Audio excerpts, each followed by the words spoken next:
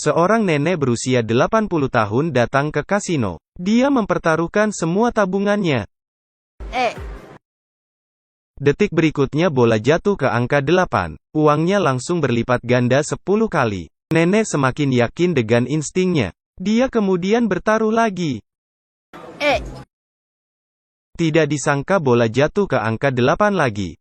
Semua orang yang di meja terkejut melihatnya. Mereka bertepuk tangan. Setelah itu, nenek semakin percaya dengan instingnya.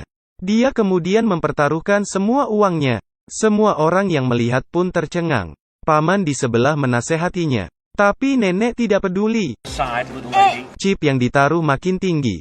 Mulut semua orang menganga. Saat bola berputar, semua orang menahan napas. Bola berhenti di angka 8.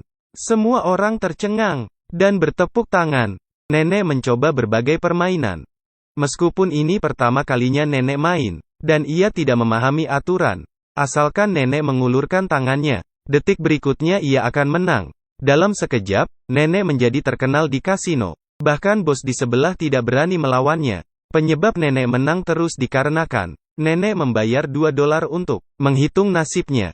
Orang pintar itu berkata bahwa nenek akan menang banyak uang malam ini. Benar saja, setelah nenek meninggalkan kasino, keberuntungan tetap datang. Saat nenek menaik bus untuk pulang, ia menemukan bahwa penumpang di sebelahnya sudah meninggal, dan isi tasnya penuh dengan uang sebanyak 50 juta yuan. Seorang nenek berusia 80 tahun sedang naik bus, menemukan seorang lelaki telah meninggal. Dia langsung mendorong lelaki itu.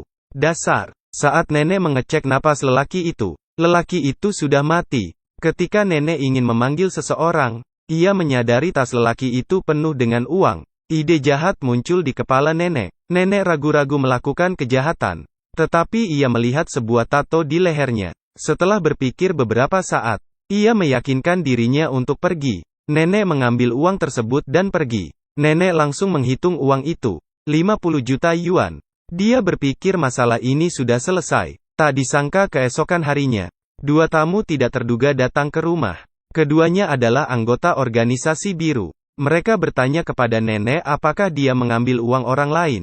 Melihat penampilan mereka, nenek pun ketakutan. Tapi nenek tidak mengakuinya. Melihat nenek yang ketakutan, mereka yakin nenek inilah yang mengambil uang tersebut. Mereka memutuskan untuk memberitahu bosnya. Nenek sadar, sebentar lagi dia akan dicari oleh mereka. Dia pergi mencari jasa bodyguard. Dia menghabiskan banyak duit untuk menyewa seseorang. Dia akan dijaga sepanjang waktu. Hari-hari pun berlalu. Saat nenek ke salon, dan Andi membeli makanan, kedua orang itu muncul lagi. Mereka masuk ke salon, dan mengancam nenek. Saat mereka mengancam nenek, Andi masuk ke salon. Andi langsung memukul mereka, dan membuang pisaunya. Andi kemudian mengambil senjata, dan mengancamnya. Saat nenek sampai di rumah, dia tahu keadaan ini tidak baik. Nenek bercerita ke temannya. Ia ingin tahu siapa lelaki di dalam bus. Melalui cerita temannya, nenek tahu bahwa lelaki itu adalah akuntan organisasi putih. Tapi diam-diam berkolusi dengan organisasi biru. Saat dia menggelapkan uang organisasi putih untuk dibawa ke organisasi biru, dia mati di tengah jalan. Sekarang, kedua organisasi sedang mencari uang itu. Di saat malam hari, anak buah biru datang mencari nenek. Mereka ingin melecehkan nenek. Untungnya Andi segera datang. Ia langsung memukulnya, dan ia langsung mati. Kedua orang itu bingung. Jika membunuh perampok, apakah termasuk membela diri? Mereka tidak tahu. Apakah mereka harus melapor atau tidak? Nenek akhirnya memutuskan untuk memasukkan mayat ke kantong plastik hitam, dan membuangnya di tempat sampah.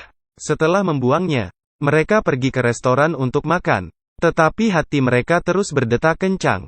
Nenek tidak bisa tidur, dan pergi melihat mayat tersebut. Saat nenek naik untuk memeriksa, dia menemukan bahwa mayatnya hilang. Sepertinya sudah ditemukan orang lain. Saat nenek berada di sauna, seorang wanita mengajaknya berbicara. Wanita itu sepertinya mengenal nenek. Wanita itu berbicara tentang keluarganya, kemudian mengubah topik pembicaraan. Uang yang dipinjam harus dikembalikan. Pada saat ini, nenek langsung tahu identitas wanita ini. Wanita ini adalah ketua organisasi putih. Tetapi nenek tidak ingin mengakui perbuatannya. Ketua langsung keluar saat nenek tidak ingin mengakui perbuatannya. Saat nenek kembali ke rumah, Ia melihat rumahnya berantakan, diobrak-abrik oleh orang lain. Ia kemudian menerima surat bahwa cucunya diculik. Dia berpikir ini adalah perbuatan organisasi putih. Tapi ini berasal dari organisasi biru. Mereka mengancamnya agar membawa uang 50 juta yuan untuk ditukarkan dengan cucunya. Nenek yang terguncang segera menghitung uangnya. Di saat dia membereskan uang itu, Andi masuk ke dalam.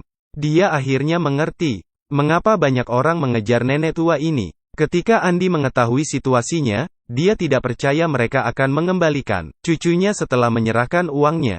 Mereka mengambil uang tersebut dan pergi. Nenek memasukkan kertas bekas ke dalam tas. Saat nenek tiba di lokasi, mereka langsung memeriksa isi tas. Karena tidak percaya dengan nenek, saat mereka ingin melukai cucunya, ketua organisasi putih datang. Rupanya Andi mengembalikan uang itu. Dengan begitu mereka terhindar bahaya. Andi tahu bahwa organisasi biru melakukan banyak pengkhianatan.